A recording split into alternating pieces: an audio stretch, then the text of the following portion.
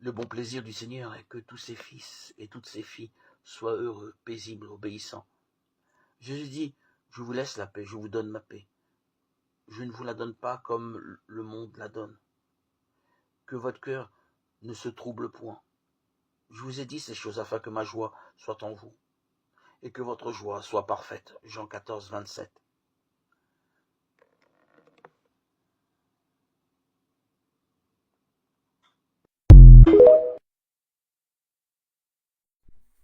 Surmonter la douleur d'une rupture prend du temps. Pour y arriver, nous devons demander à Dieu de nous y aider et lire et méditer sa parole. La guérison ne peut venir de nos propres efforts, mais seulement du Seigneur. Cela peut nous aider de détourner notre attention de nous-mêmes, pour nous concentrer sur Dieu qui peut nous guérir. Il nous prend tels que nous sommes avec nos brisements et nous restaure pour faire de nous ce qu'il veut que nous soyons. Une rupture est toujours douloureuse, mais le Seigneur fait grâce. Il peut donner du sens à notre vie et nous remplir de joie.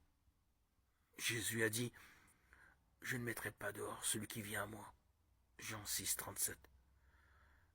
La relation de notre Seigneur avec ses enfants ne sera jamais brisée. Et Jésus tient ses promesses. Jésus est fidèle à ses promesses. J'en suis le témoin.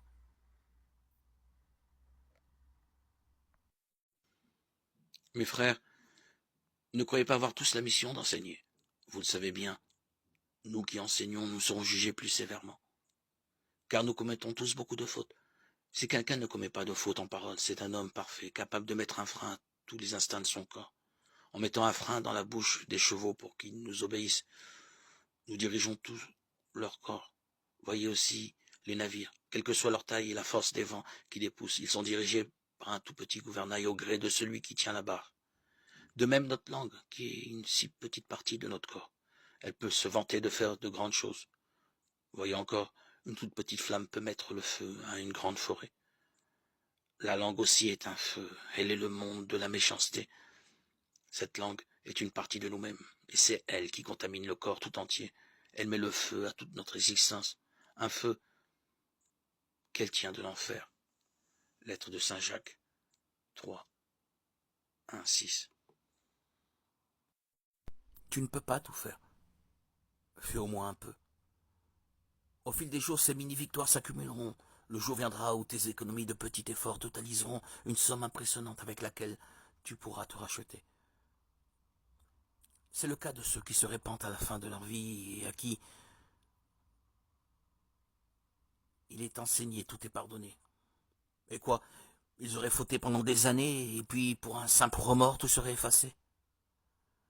Pour parvenir à ce remords final, à ce dernier essor du bien, il a fallu que toute leur vie durant, ils n'acceptent jamais complètement leur défaite.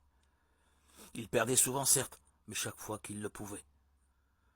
Ils attrapaient quelque chose, une bonne action, une page de lecture de l'Évangile, un moment de prière, un simple soupir. Toutes ces perles se sont accumulées à leur actif et le moment venu sont accourus à leur aide pour leur permettre le saut décisif.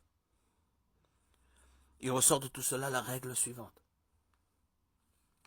Ne vous résignez jamais. Le mal vous a vaincu, il vous domine. N'acceptez pas de sombrer complètement.